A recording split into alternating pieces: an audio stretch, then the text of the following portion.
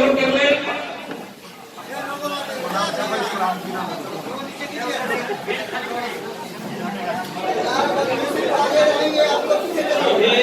हमारे कार्यकर्ताओं को समय मिलेगा, बहुत समय सभी कार्यकर्ताओं से आग्रह है अपने अपने स्थान पर बैठ जाएं।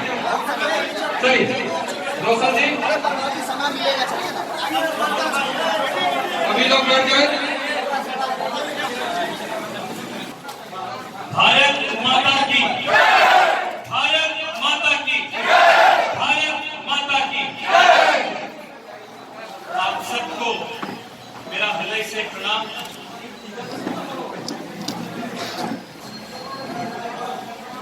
कवि कोकिल, विद्यापति,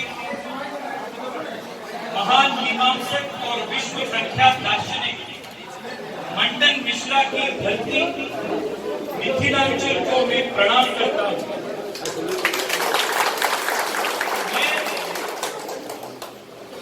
हनुमान की धरती कर्नाटक से आज माता सीता की धरती पर आया हूं।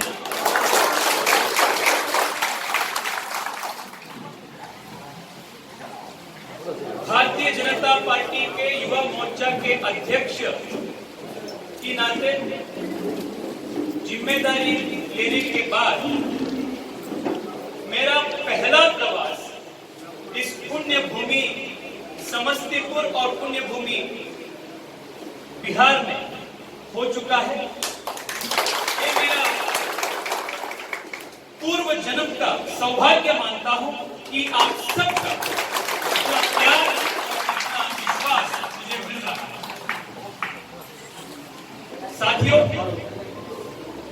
हमारे आदरणीय प्रधानमंत्री नरेंद्र मोदी जी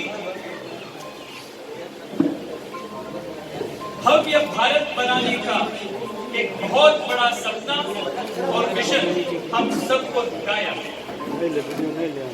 आत्मनिर्भर भारत योजना में आत्मनिर्भर बिहार बहुत बड़ी भूमिका निभाई। आने वाले दिन में बिहार का युवा जो पूरे विश्व में उनकी प्रतिभा, क्षमता, मेहनती और दृढ़ता के लिए जाना जाता है। ये बिहार के युवाओं के नेतृत्व में बिहार का उज्जवल भविष्य तय होगा और जब बिहार आगे बढ़ेगा तब भारत आगे बढ़ेगा। और एक बार आप सबको हृदय से नमस्कार और प्रणाम देता हूं। और इतना प्यार, मैं कर्नाटक से आता हूं, मेरा मातृभाषा कन्नड़ा है। पिछले 2 दिन से मेरे जो साथी हैं हिंदी में बात करने के लिए इतना बड़ा एनकरेजमेंट दिया है। मैं जब थोड़ी बहुत गलती भी करता हूं उनको भी सहन के आप ज्यादा से ज्यादा हिंदी में बात करो, 2-3 महीने में ठीक हो जाएगा। ऐसे इतना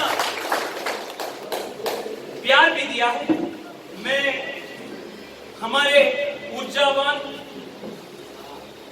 प्रदेश अध्यक्ष दुर्गेश जी को भी बोल रहा था कल, मैं ये चुनाव के दौरान और 2-3 बार मैं बिहार को आता हूं, प्रवास करता हूं।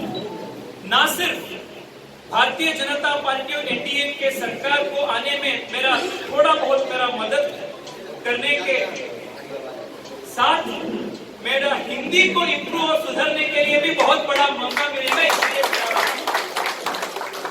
आपका प्यार, आपका इतना प्रेम, इतना बड़ी आदर आप जो दिया है, मैं हमेशा कृतज्ञ रहूंगा। नमस्कार। योजना के तहत दरभंगा को एयरपोर्ट दिया।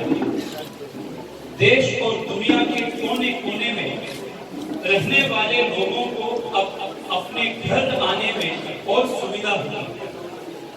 दिल्ली एम्स में बड़ी संख्या में बिहार के लोग होते थे। अब मोदी जी ने कैबिनेट में दरभंगा में एम्स निर्माण की स्वीकृति दे दी। एयरपोर्ट और मिथिला क्षेत्र के विकास के नए दरवाजे खोले। युवाओं के लिए यहाँ रोजगार के अवसर बनेंगे। अब उन्हें नौकरी या बेहतर इलाज के लिए महानगरों की तरफ नहीं जाना पड़ेगा। यह तो वर्तमान की बात है। इतिहास भी गवाही देता है कि मिथिला का हित किसी राजनीतिक पार्टी या गठबंधन ने चाहा है तो वह बीजेपी और एनडीए ही चाहेगा।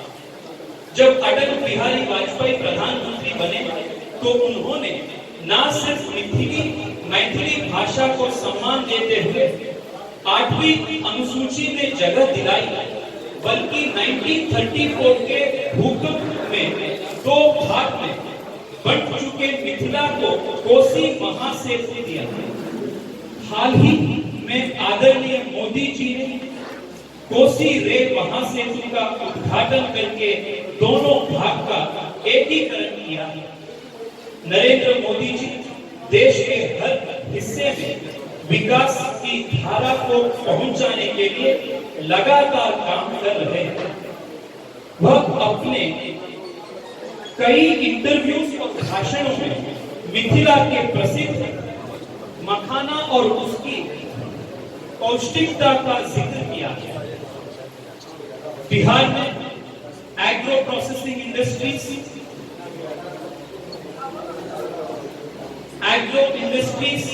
इसके काम तेजी से आगे बढ़े, इसके लिए सरकार नए फ्रेमवर्क बना रही है। बीजेपी जेडीयू गठबंधन बिहार को जंगल राज से बाहर निकालकर सुशासन और विकास की मंगल राज की राह पर ला चुका है और लगातार बिहार इस दिशा में आगे बढ़ रहा है।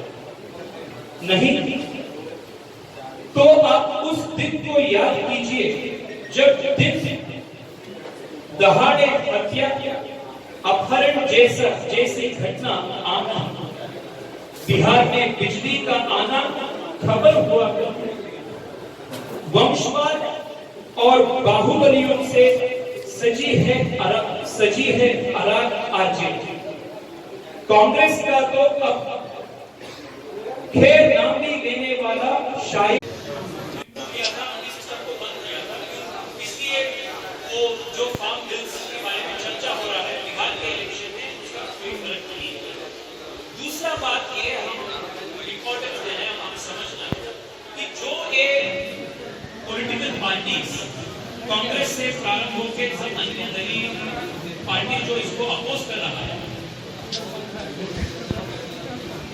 Including the Congress party in their manifesto, वो खुद बताया था कि ये फार्म रिफॉर्म्स को हम लागू करेंगे।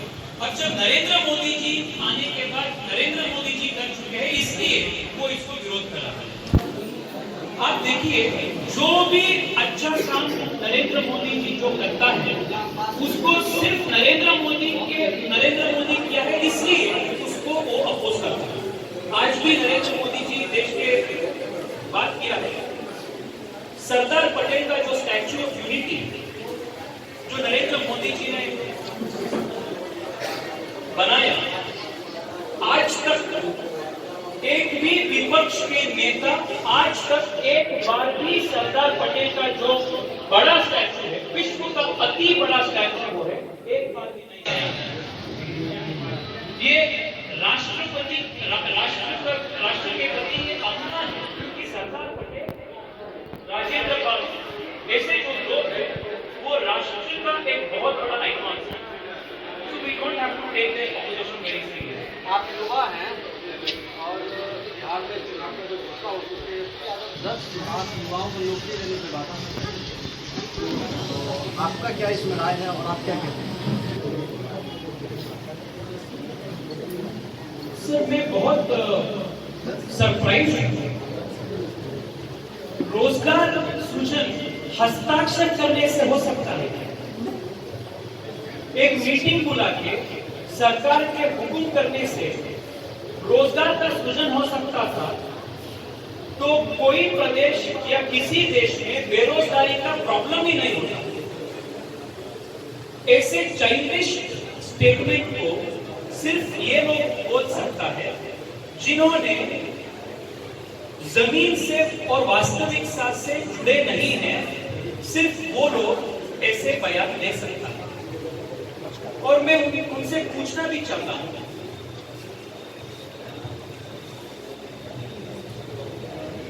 जब उनको सरकार में काम करने का मौका मिला, तब कितना रोजगार वो सृजन किया?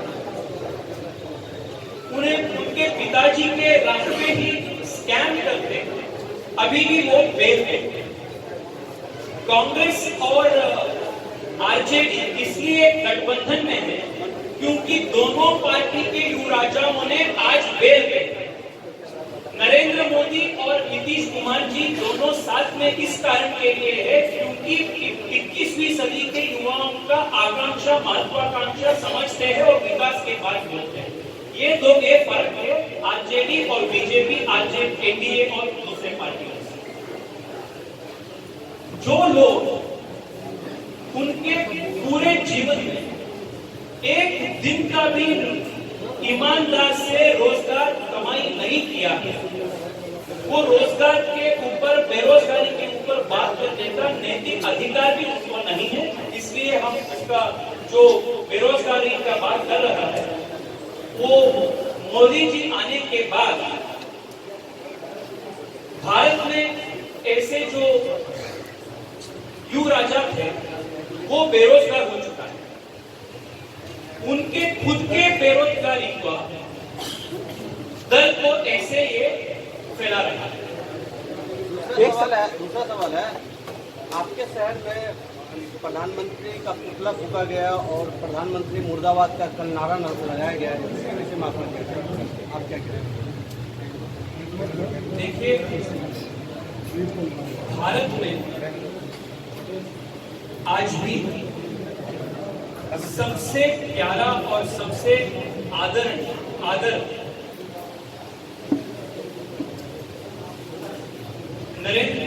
जिस पॉलिटिकल लीडर को मिलते हैं वो Narendra Modi ji. The most respected and the most loved political leader in India today and around the world is Narendra Modi. जो लोग frustrated हैं, they are the ones who are desperately trying to remain politically relevant by doing these things. Giving an answer to them will also legitimize their actions. इसलिए मैं I don't even want to respond to them in a very respectful manner. एक ban आपका Bangalore calendar हम लोग जा रहा है, ये आपने एक बयान आया था, बयान पे अभी भी आपने स्थापित नहीं किया। एक सवाल ये छोटे भाई की भूमिका में आपकी क्या मजबूरी है बिहार में कि आप छोटे भाई की भूमिका में हर समय रहते हैं? पिछले कई चुनावों से हम लोग देख रहे हैं, क्या बिहार में आपसे नहीं मांग रहे हैं? बिहार में और भारत के सारी प्रदेश में भारतीय जनता पार्टी बहुत मजबूत है। जिस जगह में अन्य दलों उनका भी जो सोचना कॉमन होता है, देश के हित पर होता है, हमारा कॉमन एडमिनिस्ट्रेटिव एजेंडा कॉमन होता है, तब हाथ मिल से विकास और ज्यादा हो सकता है और विकास का धारा को नीचे तक पहुंचने में और इफेक्टिव होता है। इसलिए जिन प्रदेश में जो पार्टियां हमारी विचार से, हमारी कॉमन एजेंडा से एक्सेप्ट करके हमारे साथ में आते हैं, उन सबके साथ हम गठबंधन में काम करते हैं। ये देश और प्रदेश का हित के दृष्टिकोण से किया है। आप ये बात समझिए, आप मुझे आंखें दीजिए, स्टैटिस्टिक्स दीजिए। पिछले सरकार में कितना होता था ऐसे गुंडागर्दी, ऐसे गोली मारना, कितना होता था, अब कितना होता था? when you look at the statistics, what comes clear is that there is a world of improvement. Bihar is on a path of progress, and this nobody can deny. The other thing all of us must remember is this: 5 साल यदि मिसगवर्नेंस या अराजकता हो जाती है, तो उसका दुष्परिणाम 5 जनरेशन तक हो जाता है। इसलिए इस इलेक्शन का महत्व भारत